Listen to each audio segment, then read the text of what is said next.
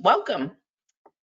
Happy Tuesday. Some of you may have had a long weekend like myself, which was lovely, but it's raining here in Boston today. As you can probably see, I'm in my living/dining room working remotely because of the pandemic, which some of you may be as well. So I just want to say hello and thank you for joining me today.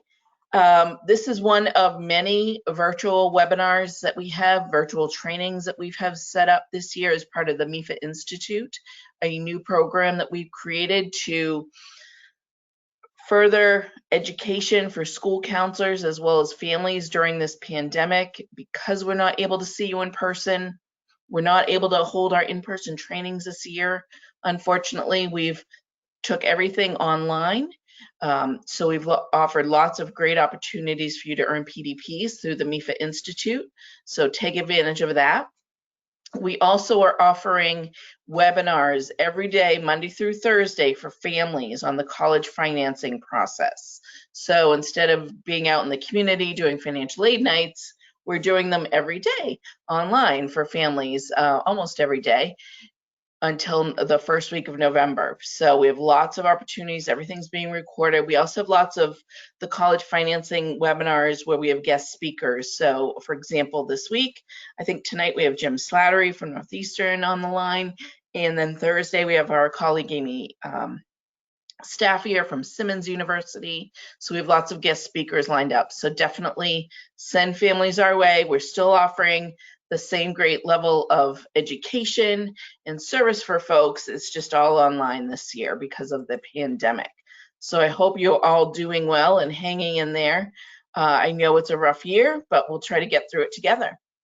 So let's get started. So just a couple of housekeeping details. Some of you are just logging in. Everybody is on mute, so I can't hear you if you're speaking. So feel free to write any questions you have in the chat feature. We'll get to those as we go. We do have a copy of the PowerPoint slides in the handout tab of your toolbar, so you can see a copy of those. And I will be recording this webinar. We are recording this, so I'll send a link out to everybody as well. And my name is Stephanie Wells. I work at MEFA. I've been at MEFA, it'll be 20 years in March, so that's exciting. Almost 20 years in counting. And I've been doing higher education financing since I got out of college, so which was a few years ago. But I work with community-based organizations, high schools, colleges, families, you name it, across the spectrum, helping folks with the whole enrollment process, whether it be saving for college or helping families with their financial aid forms or working with colleges on loan programs, whatever it is. I have my hand in a little bit of everything. One of the things I do at MEFA as well is I'm processing the PDPs, so your professional development points. So today's webinar is worth 1 point. So please take advantage of that process. It's right on our school counselor tab of our MEFA website.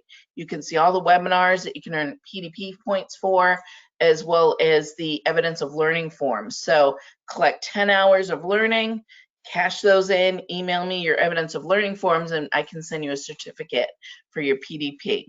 So please definitely take advantage of that.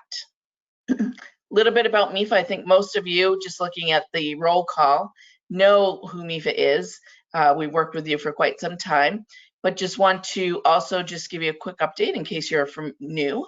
We have been around since 1982, started out to offer loan programs, but since then we've gone on to offer much, much more, such as savings programs, and biggest and most importantly of all, our education curriculum for families, school counselors, and college administrators. That really is the crux of what we do at MEFA, and I'm going to point out tools and resources for you as well as your families throughout the webinar. And I do want to mention also, because I get this question a lot, because MEFA is a nonprofit state authority, everything we do at MEFA is free of charge. You don't have to pay for any webinars. Families don't have to pay for any services. If they want a one-on-one appointment, they can call us. We can do that for them, but everything is free. So today we're going to talk about how to have that college cost conversation with students and families. It can be very emotional. It can be, very disruptive to students when they They don't realize how much it's going to cost for their dream school. And some of those conversations with students and families, and I've had tons and tons of them, can be very sensitive and emotional, and sometimes not so pleasant. If you know, sometimes when folks' eyes are opened about the true cost of college, it's not a positive experience. So we want to help you with, we've been having these conversations with families for so many years, so we want to help you, pass along some of our experience and some of what we learned to help you prepare for those conversations as well. Because you don't have to be an expert in college financing to be able to talk to students' families about the cost of college. There are lots of tools and resources to help them. So just a little bit of background just to set the tone. Again, for those of you who are logging in right now, please send your questions in the chat and we'll answer those as we go. Every year, the College Board puts out their Trends in College Pricing report, which is a very comprehensive, amazing report. If you ever have a chance to flip through it, it's right online, you can find it. So we've taken just a few charts just to reiterate some of the cost increases that you have seen over the last 10 years. So the numbers we're looking at here are from 2019, so we're a year behind. So a 10-year span. This is what was published as far as tuition and fees and the price increase at two-year colleges. We're looking at a $670 increase over that 10-year span. Not too terribly dramatic, but about $2,020 at four-year public institutions. And again, this is just for tuition and fees, not the other unbilled expenses or room and board that can also add on to the cost. And private colleges, the nonprofit four-year schools, those we've seen an increase in the last 10 years of a little over $6,000. So the cost is going up, as you can imagine. And not only is the cost going up, but the financial aid and the grants and scholarships are not keeping pace with the cost increases, as you can imagine. So in this chart that we're looking at right here, we're looking at net costs that families actually pay. So what are those net costs at a public four-year college? And we're talking about in-state students now. They must cover an average, and again, an average, they could be higher or lower, of $15,400 in tuition, fees, and room and board. That's after grant aid and any tax benefits. Now, that doesn't include additional expenses that they're going to have to come up with, such as living expenses, books and supplies, transportation expenses, things of that nature. And if you're familiar with the federal student loan, which a lot of students use to pay for school, that loan is $5,500 for a freshman. So they're not going to be able to really cover a lot of the students on their own just with grants and the federal student loan. So it is becoming a bigger issue each year where students who might be on their own and trying to figure it out on their own are having a more difficult time. But also even parents who want to help their students, maybe they can't. I mean, we're in the middle of a pandemic. A lot of people have lost their jobs, have lost overtime, have taken furloughs, pay decreases, things of that nature. We're really struggling as a country right now financially. Our economy is really struggling. So, these numbers are averages from last year, but it's harder and harder, especially right now, for families to come up with what they owe, as well as even borrowing. So it's becoming more difficult for families. And then if we look at the private non-for-profit four-year schools, we can see that full-time students at these schools, they're averaging about $27,400 in tuition, fees, room and board, and that's after grant aid and any tax benefits. So again, this does not include the unbilled expenses like books, supplies, fees, things of that nature. So it is, it's a hefty cost. Again, some students are paying more, some students are paying less, because this is an average that we're looking at. But whatever the cost is, for some families, it just is, difficult no matter what, because of the economic environment we're in. So I have a quick question here. Are these fees per year? And this is for 1 year of expenses. Good question. Thank you. So that sets the stage of where we are as far as what people are paying. And you know that that range could be all across the spectrum depending on the student and their family and what schools they're looking at. So let's talk about the actual cost and break it down a little bit. So the cost is broken down into 5 primary categories. So we have our build costs, which are going to be your tuition and fees. And if the student is living on campus, room and board, so housing and meal plan. Then we have the unbilled expenses and that cover up the cost of attendance. So books and supplies, transportation to get to and from school, whether it be airfare or plane ticket or, you know, just needing gas money to drive to and fro. It really depends on the student. Personal expenses, things of that nature. There's budgeted line items at each school for these expenses. So we'll break it down a little bit more. So the tuition and fees, that is what the student is paying to take a class.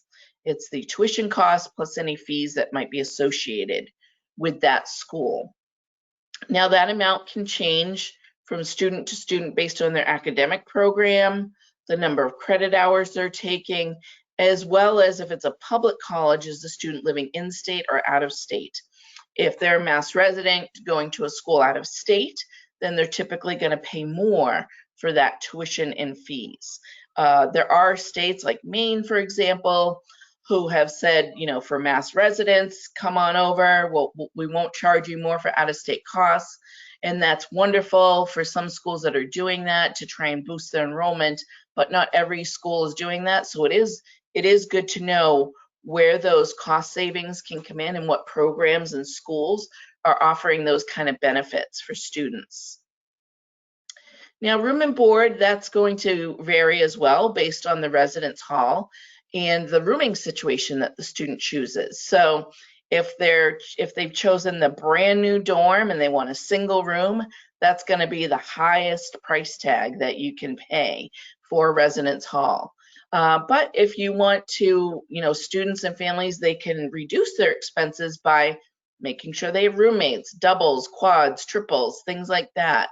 They don't necessarily have to live in the brand new dorm that they took you on tour with at the school tour when you went to open house programs, when students went on the campus tours.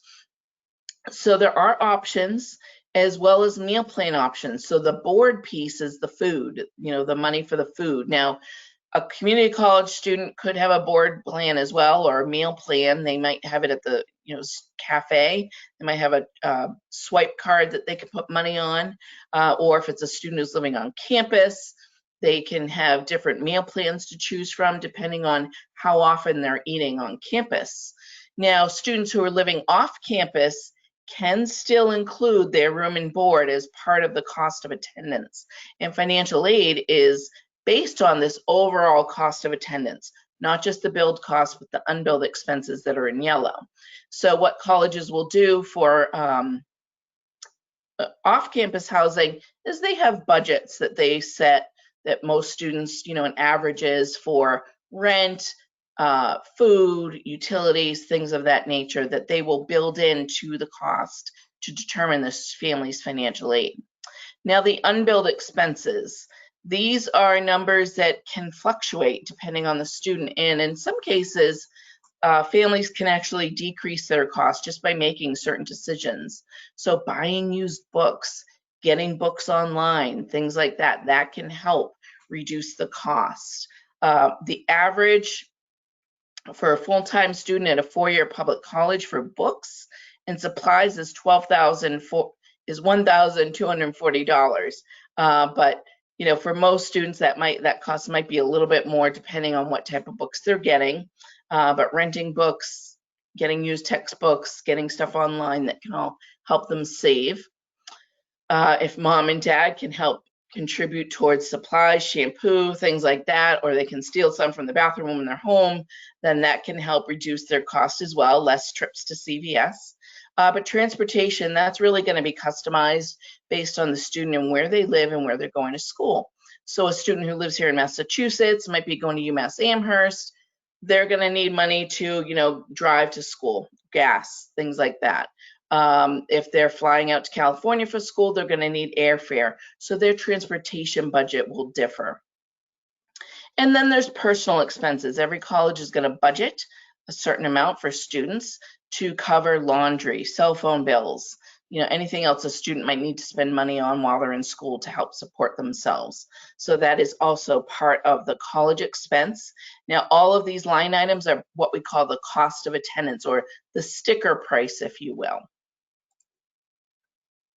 So now that we've talked a little bit about, how much people are paying and what the line items are, let's talk about how to have those conversations with families and students. So don't feel like because you don't do financial aid nights every year and that you're not out in the community, like MEFA, professionally speaking, it doesn't mean that you don't have enough experience to have a formal, informal conversations with students and families. You have a lot more experience and a lot more knowledge than you might give yourself credit for. So don't be shy about sharing that. We have a nice little stat right here from ASA from 2018 that only 55% of school counselors had formal training on the financial aid process. And of that group, it was received at a training or a conference on the job.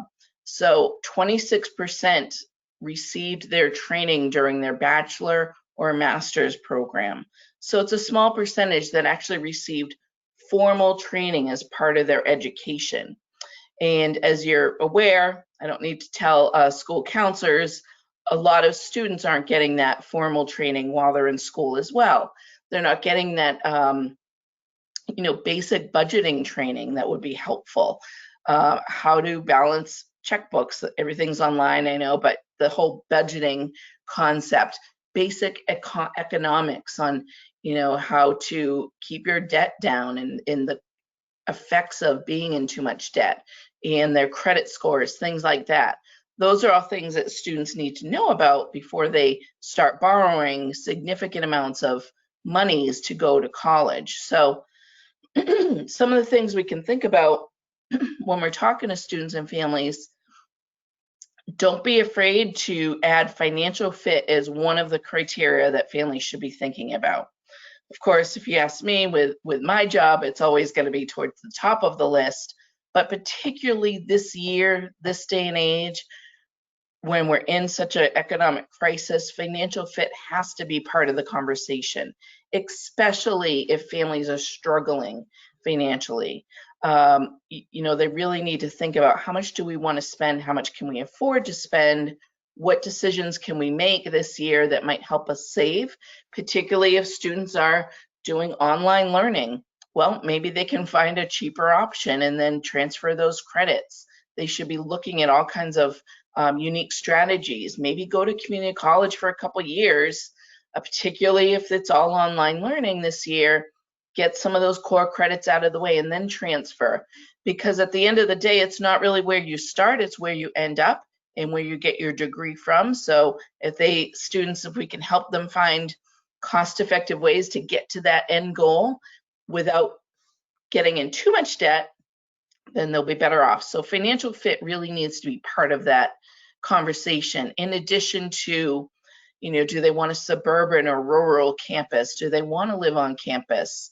The academic fit, all of those things that you're so comfortable with, or most of you are probably very comfortable with.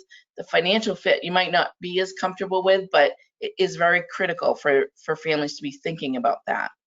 Now, students, sometimes they want to put on the blinders. They don't want to think about that financial fit, but they're the ones we have to convince the most to really understand that true cost. Now, you don't have to be a finance expert.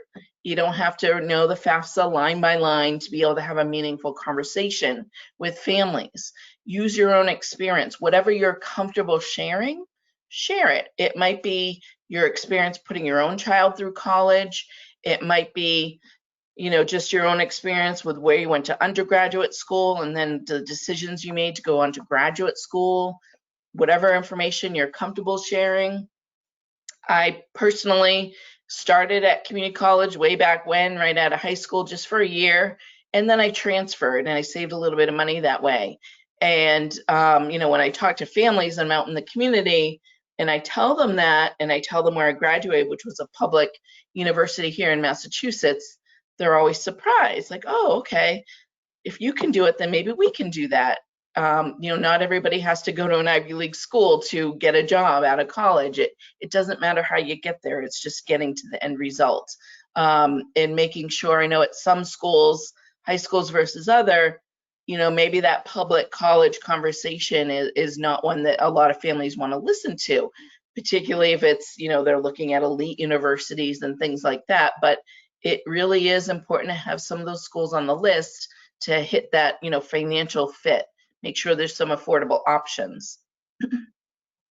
And utilize the expertise that it's out there in the community, whether it be through, conferences, online trainings that you can access through your professional organizations, MEFA's Institute. We have tons of webinars on here that you can utilize, and just giving families resources to go to, such as MEFA webinars or MEFA's email curriculum for families, things like that.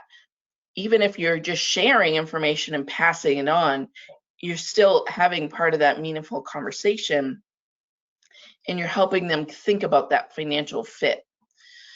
So in the next couple of slides, we're just going to go over some questions, things that you can build into your conversations, with students and families to help them start thinking about that financial fit. So these are our top 7 financial considerations that they want to think about. Number 1, family size. Do they have additional students coming down the line? Maybe the student that you're working with is the first of 4 students to go to college. So families really need to think about student number 1. How much can we afford to borrow? Do we have anything saved? How are we going to be spreading that out over the other 3 kids that are going to school? How is adding additional students, as far as that number of school students who will be in school at the same time on that FAFSA form, when that number changes up or down each year, how is it going to impact their financial aid? That's a really important question to ask, particularly if a student's looking at a private school. If they add in another student from their household is going to college, will they be increasing their institutional aid for that student because they have more eligibility? It's really important to sort of plot things out for 4 years.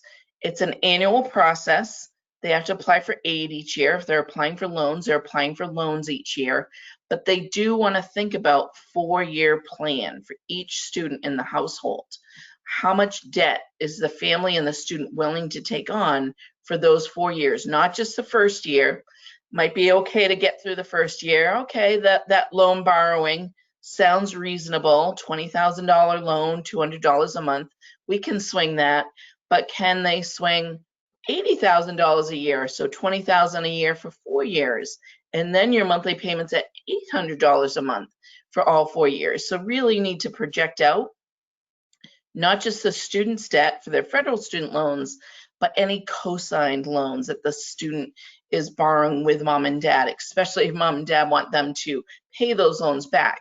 Can the student actually afford it? Will they be able to manage those monthly payments? So their undergraduate debt might be about $300 a month, which, is probably reasonable. But then if they're going on to graduate school, they're probably going to be self-financing for graduate school and borrowing a whole lot more.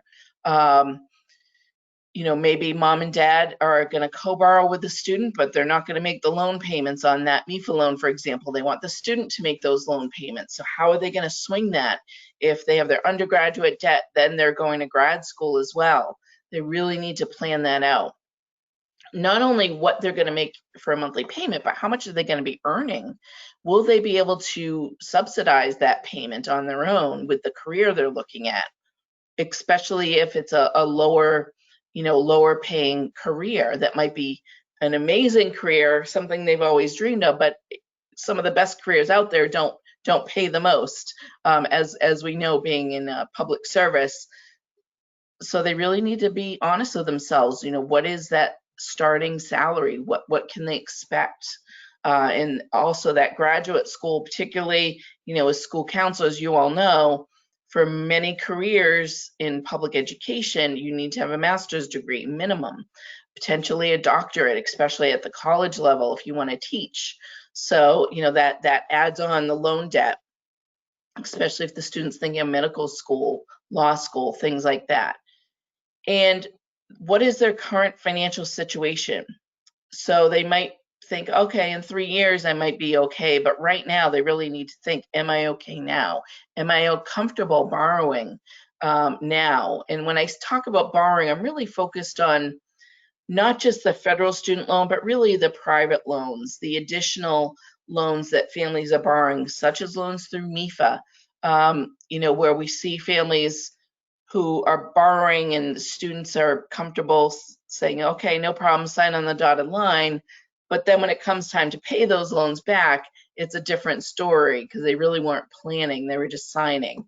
And because they wanted to go to that particular school and they were going to make it work no matter what. But then 4 years later, when they have to start making the payments, it's a different situation. So is it going to work for them? Now, any additional loans above and beyond that federal student loan, such as loans through MEFA, other private lenders, really they're looking at credit scores for approval rates and interest rates. So the higher your credit score, the lower your interest rate. Those are things that students can be learning at the high school level, understanding credit scores and how it impacts not just loan approvals for cars or apartments or whatnot, but also the credit score itself. Jobs, employers are looking at credit scores. So it's really important for students to be understanding how credit plays a part, not just in finance or education, but also just in life in general. And then the net price. So it's not just that sticker price we talked about, but what is the family actually paying? It's great when we see students, when they're looking and researching, using net price calculators, which I'll talk about as a great tool to see, okay, can I swing this school? Should I even apply there? We don't want to see students crossing a school off the list because of the sticker price. They might think, oh, geez, it costs $80,000. I can't afford that school. But if it's a school like Harvard, for example, they're going to pay. They're going to, meet 100% of that family's need. And then there's, everything down below that goes down from there. But there are schools, even if they don't meet 100% of the family's need, they might be able to meet a certain portion to make it affordable for the family. So we don't want to see students crossing schools off their list because the price tag is too high, but we also want to make sure that students have schools on the list that if they don't get much financial aid, they still can swing it. So we want to have a nice range of financial fit as far as that admissions list that you're helping the students come up with. And some things that families need to be researching and know about financial aid hopefully before they apply, or at least as part of the application and part of the process. What is the cost of attendance? All those squares that I showed you earlier, that's the cost of attendance, all of them added up. And then their financial aid is based on that cost of attendance and what they can contribute. So that is an important number for them to be looking at, but it's really about what are they going to end up paying. Very critical is for them to know what applications are due and when are they due. If they miss a deadline getting in a financial aid application, they might miss out on a whole lot of money that they could have been eligible for, particularly from the institution. So families and students, they need to know not just when is the admissions application, but when is that financial aid deadline? If it's an early action deadline for November 1st, well, is the financial aid deadline due on November 1st as well, or is it November 15th? What is it? It's very critical for families to know this, as well as which applications does the school require? Is it just the FAFSA, or do they want the CSS profile as well? And what is the school's policy on need-based aid? What sort of criteria are they looking at? How much percentage are they meeting? I'll show you some tools in a minute that can give you some averages, good information for students to do research or parents to do research. Also, does the school have merit-based scholarships? Some schools, like I mentioned, the Ivy League type schools, MIT, they don't offer merit-based scholarships, but they do offer significant amount of need-based aid. So not only what is the need-based aid policy, do they meet full need, are they need blind, things like that, but do they offer merit scholarships and how do students apply? Typically, their admissions application is the application for the merit-based scholarships, but what is the criteria? What is the GPA that they're looking at, or test scores? Is that part of it?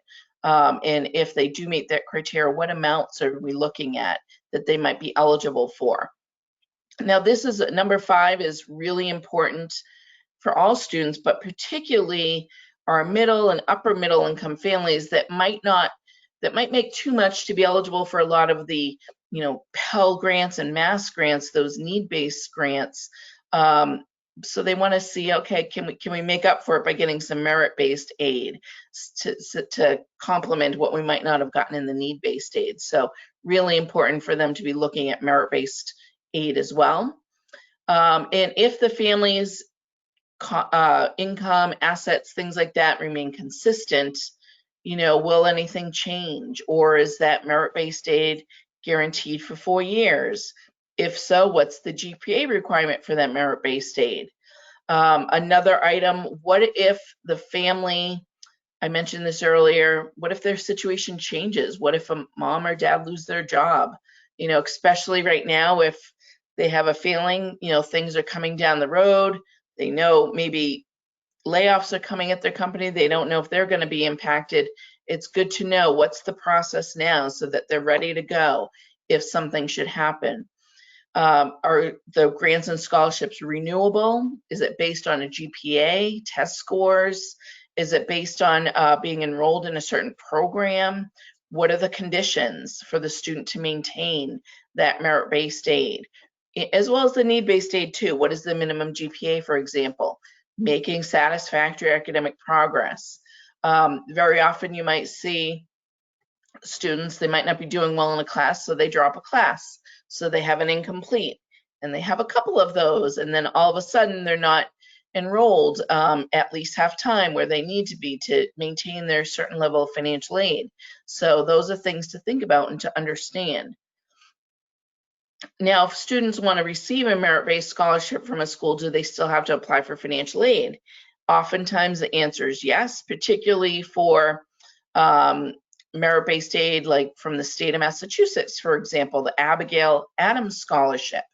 That is a merit-based program, but you do have to apply for financial aid. You have to fill out that FAFSA. If a student wants to borrow that unsubsidized federal student loan, they have to fill out the FAFSA, even if they don't think they're going to get much financial aid. So it is important for families to just fill out the form and see what happens, but to have a good array of schools where they have financial options, not just whether it's a safety, mid-range school or reach school. They want to know, what are our financial fit for all of these schools that the student's applying to. And lastly, if the student is expecting outside scholarships, particularly from the local community, they have to report all those scholarships. So how will that impact their financial aid award, particularly if it's a school that meets full need? So Williams College, for example, Boston College, another good example. If a student has outside scholarships, a lot of schools will just apply the outside scholarships to any gap or unmet need in the financial aid award. But what if that need has been fully met? Then where does those scholarships go in the financial aid package? Oftentimes the school might just reduce the unsubsidized loan or reduce work study to fit in that free money for the first year. So it's important, particularly for students who are going to do well with local scholarships, for them to understand how that works. And again, for those of you who joined us a little late, please write your questions in the chat feature and I will answer those as we go. Happy to answer any questions, and we are recording this as well. So here's some tools, some things to think about that you can use to help students when they're doing their research on the financial fit part of their applications. MEFA Pathway is a free tool at MEFA. It's a great college and career planning tool. If your high school doesn't have a program like this, then get in touch with us. We have a great tool that you can use free of charge. Some of you may be using other planning tools, and that's great too. But I'll just show you just a quick example is the college compare tool in MEFA Pathway that allows you to add up to 5 schools and look at them side by side. There's some information, if I were to scroll down, that talks about cost and financial aid as well. And it helps them understand, you know, what is their likelihood of getting in? What is the difficulty from an admissions perspective? But it's a great resource to compare the financial info as well. Now, here's a couple of websites. Just want to do a quick chime check. We're doing pretty good. So I am going to go into these websites and just show you real quick. If you haven't seen them, these are federal websites that were created to help families be a wise consumer when it comes to purchasing a college education. So College Navigator is very in-depth. There's a ton of detail here. It can be a lot,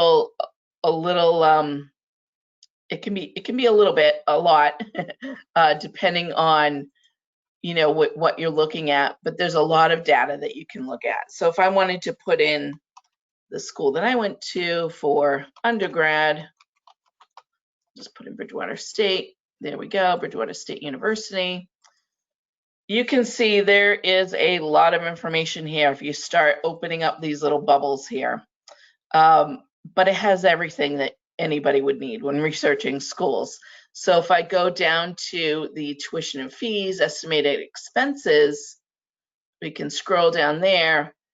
You can see some good information. It can kind of show you how much it's been going up every year, or if at all, show you the different types of living arrangements, expenses, things like that.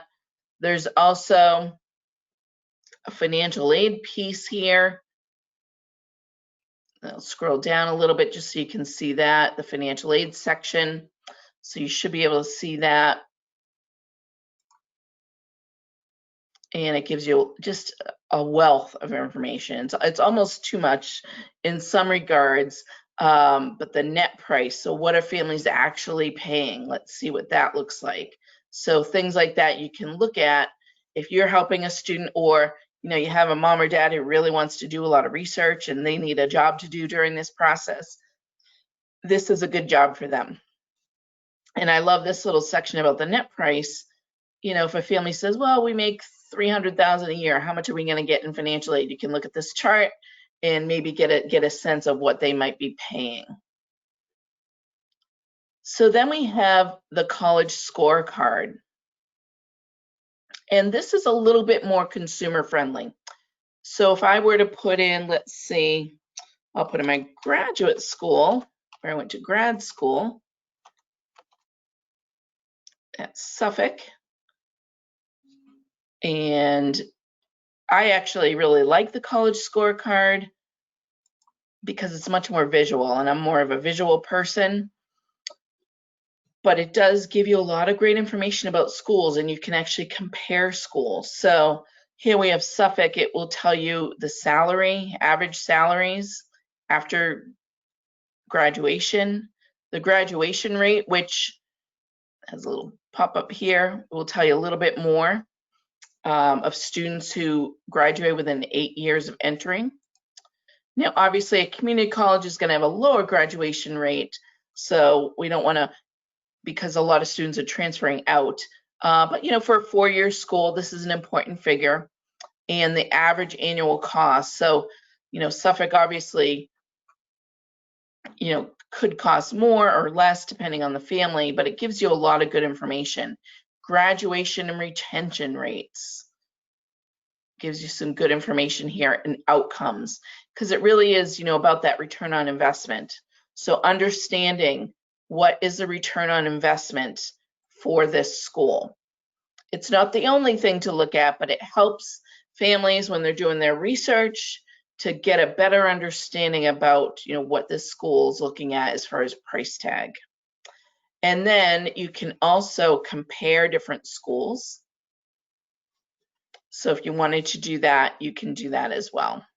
So these are just a couple of great great resources for you to help families. Let me get back to my slides here. All right. So feel free, I don't see any questions just yet, but we're getting closer to the end. So feel free to type those in if you have any questions, and I'll answer all of our questions. But that gives you just a general idea of some tools.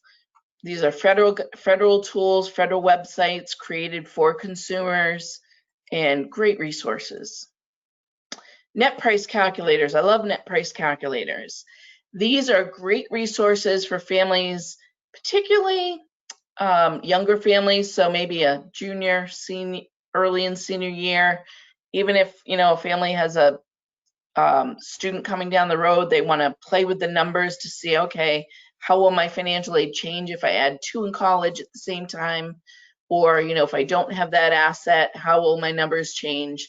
All those complicated questions that families are asking, send them to a net price calculator at one of the schools the student's applying to. They are required by every school, by the Department of Education, to have one on their website. I will tell you that some of the public colleges tend to use just a basic federal calculator that's required. A lot of the private colleges have more sophisticated calculators that will include any institutional aid they might be eligible for. They may even include merit-based aid, so you can put in GPAs and test scores to get a better result. And some of the tools out there, some of the colleges, for example, might use the College Board net price calculator, and then you can compare those. But families do want to make sure they print it out because they will lose their work. It's private. Schools can't see who's filling out these questions, but it gives the families a tool to put in basic information before they file the FAFSA to see what they might be eligible, to see what is their net price, not just the average, but what is their cost going to be. And depending on the school's calculator will depend on, how accurate the results are and whether they're incorporating merit and things like that. But it's a great resource to look at, just so to kind of take a little bit of the mystery away. And it can also be a good tool if they're researching for an admissions perspective to see, what schools might have a good financial fit. So I highly recommend that they use the net price calculators and print out those results, especially if they have questions for the colleges, because the colleges can't see their data. So if they have questions about what they put in and what the school's looking at, then they want to be able to have that information. So here's some things that you can do next as we move into the Q&A piece. So type in those questions if you have some. Again, we have our MEFA Institute. It allows you to watch our webinars and earn PDPs, cash those in, send those in once you have 10. Please share resources with families. We have everything here on this website to make it easy for you, so that you can, send an email to your families, let them know about all the webinars that we have coming up so that they can take advantage, particularly since we can't be at your school this year in person to do a financial aid night. Please share this information so that they can still get that same information. And obviously visit mefa.org/counselor so that you can see more information about the MEFA Institute that we just launched last month. Social media, connect with us on Facebook, Twitter, LinkedIn. All of our webinars are on our YouTube channel as well. So we're sending out tweets about scholarships, things like that, upcoming webinars we have going on. So please connect with us. And here's our number for you, as well as to provide for families, 800-449-MEFA, as well as collegeplanning@mefa.org. You, as well as your families, can reach us Monday through Friday, 9 to 5, we're here to help. If families are really stuck, they can do a one-on-one appointment. We do have webinars that they can review that go through the FAFSA line by line, that go through the profile.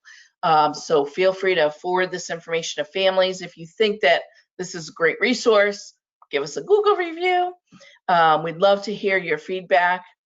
And with that, I am at 2:45, so I'm within my hour, which was my goal, to make sure I don't keep you on for more than an hour.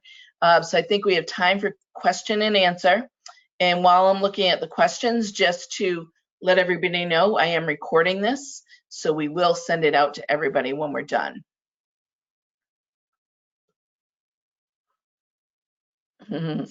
Okay, so we have a good question. Thank you, Courtney, about families who, we come across this all the time. So families who kind of have their head in the sand and they just don't necessarily want to hear it about this financial fit and about how much the true cost of college is, whatever it is. And we often see the light bulb go off when it's a little bit too late in April of student senior year after they've already deposited at a school, or when they're looking at a list of a few schools that they've been accepted to, and all of them are well beyond their means. So Courtney specifically asking for a success story. So that might be a little bit tougher for me to pull out of my hat. But it happens every single year. And what I like to do, I love it if I can get to them before they've made their decision on where the student's going to school. And I hate to burst anybody's bubble about their dream school costing a ton, whereas this more reasonable, very good school also costs a lot less. Which one do you want to go to? We can't make those decisions for families, but we can highlight the true cost of those decisions. So for example, if a student has applied to a school and we're looking at, a strategy to help pay the bill, I'll bring up MEFA's loan payment calculator, and I will go right on there, put in the amount they owe, whether it's 30,000, 60, 20, whatever it might be, and show them for year one, this is what you're paying per month, $200 a month for a $20,000 loan, for example, but then it's going to cost you $25,000 total. And then if you do the deferred option, it's going to cost you $30,000. So those are situations where I show the student and the parent what that true cost of a loan is before they actually borrow.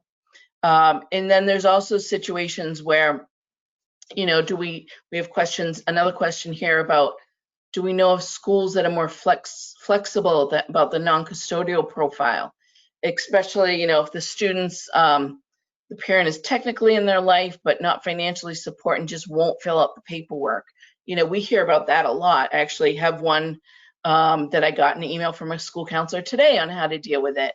And it really is going to depend on the school and the situation. So my best advice when dealing with situations like this is to really reach out to the school and be able to fill, there's a form that families can fill out to waive that non-custodial profile form. But sometimes schools, unless the student is in a situation where it's a detriment to them to be in contact with the non-custodial parent, they do hear a lot of families who, the non-custodial parent just doesn't want to pay and doesn't want to fill out the form. I also hear a lot of custodial parents who don't want the student to see, what their finances are. And that can inhibit this conversation as well that we're trying to have. So, we do get those a lot, and I don't have any specific schools per se, because it is an individual school situation. I don't really have a school that, gets an A+ on, waiving the non-custodial profile in these situations, because I think each school is going to handle it probably close to the same way for the most part. But we do want the student, even if it is a tough situation like that, to reach out to the school, see if they can get that waived, particularly if it's an abusive household or, something like that. hasn't talked to the non-custodial parent in a couple years. The schools really want to know the biggest thing to highlight when they're working on that non-custodial waiver is highlight the fact that the student has had very limited or no contact. That's what they want to see. You know, they really want to know, well, what is the contact? What is the situation like? So hopefully that answers your question, at least partially. I don't have any, you know, schools that I can hold up as an example, but it is difficult, you know, when we get a call from a student who says, you know, my mom and dad won't fill out the FAFSA. They said I'm on their own. But mom and dad don't realize that the student isn't on their own. They're technically, you know, legally required to fill out this form if the student wants to access any financial aid, and they're really just hurting the student. Those situations are very difficult. And that's where, you know, a call with the parent can help, you know, from a school counselor or even a financial aid administrator at a college. Maybe the student can talk to them to see if they can talk to mom or dad and have them fill out the FAFSA. But it happens a lot more than we'd like to think. So hopefully that helps answer your question a little bit. But if anybody else has any questions, feel free to type those in, and I will hold the line just another minute or two. I don't see any coming in right now.